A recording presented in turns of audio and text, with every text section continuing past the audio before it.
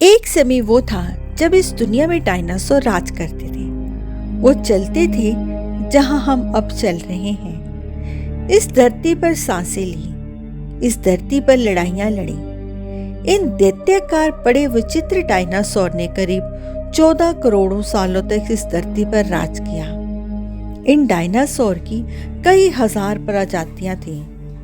इनमें से कुछ शाकाहारी थे और कुछ मांसाहारी, और कुछ डायनासोर बहुत शांत स्वभाव के थे और कुछ डायनासोर बहुत हिंसक और खतरनाक थे। ये उस समय के सबसे सफल जीव थे। फिर अचानक ऐसा क्या हुआ? वो कौन सी घटना थी जिसने इनका नामो निशान ही मिटा दिया? इसे जानने के लिए हमें करोड़ों साल पीछे जाना होगा और इस डायनासोर के अंतिम दिन को करीब से देखना होगा। तो आइए चलते हैं आज से 6 करोड़ 50 लाख साल पीछे। आज से करीब 6 करोड़ साल पहले धरती पर मौसम सामान्य था और सूरज की रोशनी बिखरी हुई थी।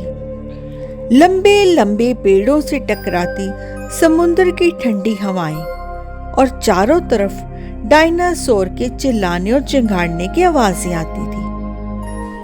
जब ये सारी प्रजातियां बड़े आराम से धरती पर अपना जीवन जी रही थी, तब 10 करोड़ साल पहले की इनकी किस्मत लिखी जा चुकी थी।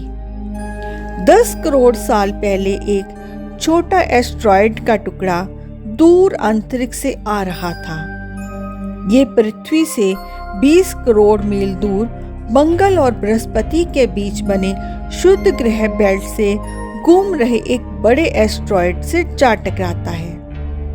इस टकराव से इस बड़े एस्टेरॉयड की दिशा बदल जाती है और वो शुद्ध ग्रह बेल्ट से निकलकर सीधे पृथ्वी की तरफ 22,000 मील प्रति घंटे की रफ्तार से बढ़ने लगता है। जब ये एस्टेरॉयड पृथ्वी से 3,84,000 मीटर की दूरी पर था, तब शायद धरती से डायनासोर का अंत न होता।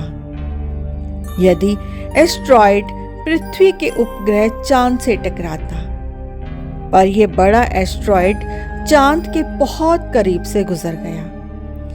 40 किलोमीटर के व्यास वाला 2 ट्रिलियन मैट्रिक टन का ये एस्टेरॉयड प्रत्येक सेकंड के साथ साथ धरती की तरफ बढ़ता जा रहा था। जब ये एस्टेरॉयड पृथ्वी के वातावरण के संपर्क में आया, तो इसकी रफ्तार एकाएक 70,000 किलोमीटर प्रति घंटा हो गई। पृथ्वी के वायुमंडल में घुसते ही ये एक आग के गोले में बदल गया। ये इतनी रफ्तार से धरती की तरफ बढ़ रहा था कि सिर्फ 4 मिनट में इसने अटलांटिक ओशन को पार कर लिया।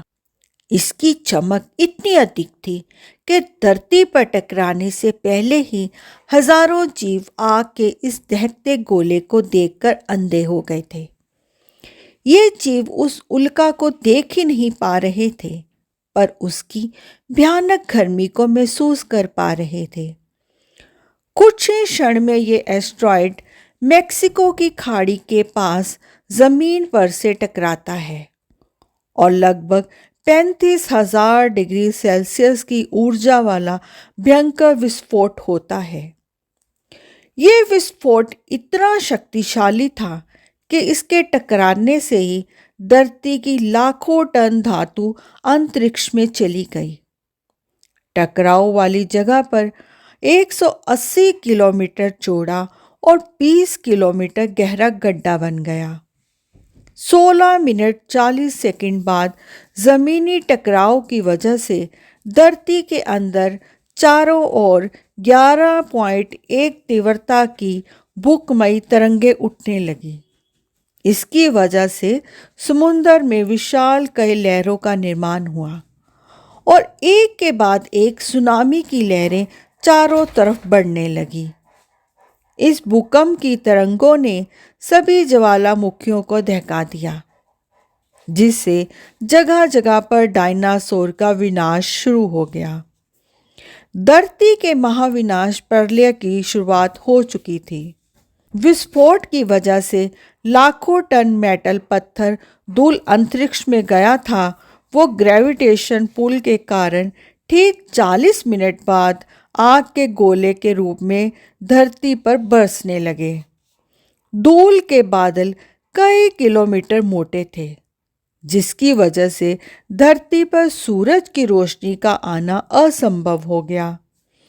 गर्म हवाओं का तापमान 100 डिग्री सेल्सियस हो जाने के कारण धरती पर पेड़ पौधों की सारी आबादी जलकर राख हो गई। विस्फोट के 90 मिनट बाद धरती का तापमान 200 डिग्री सेल्सियस तक बढ़ गया। इसकी वजह से जो डायनासोर विस्फोट के इलाके से कोसों मील दूर थे, वो भी इस गर्मी से बच नहीं पाए। इस महाप्रलय की वजह से धरती की 90% प्रजाति लगभग पूरी तरह से खत्म हो गई थी, और जो 10% जीव धरती पर बच गए थे, उनमें से भी सिर्फ वो ही जिंदा रह पाए जिनका वजन 30 किलोग्राम से भी कम था। इसका कारण ये था कि इस महाप्रलय में लाखों की आबादी में जीव मारे जा चुके थे, और पेड़ पौधों की सारी आबादी भी जलकर राख हो चुकी थी, जिसके चलते यहाँ विशालकाय जीव बचे के उन्हें भरपूर मात्रा में खाना ना मिल सका। लेकिन यह महाप्रलय किसी अन्य जीव के लिए फायदेमंद साबित होने वाला था। धरती पर डायनासोर का अंत एक अन्य जीव के लिए सुनहरा अवसर लेकर आया था, और वो था मैमल्स। तो दोस्तों, आपको ये कहानी कैसी लगी है, हमें ज़रूर बताएं। देखने के लिए आपका धन्यवाद।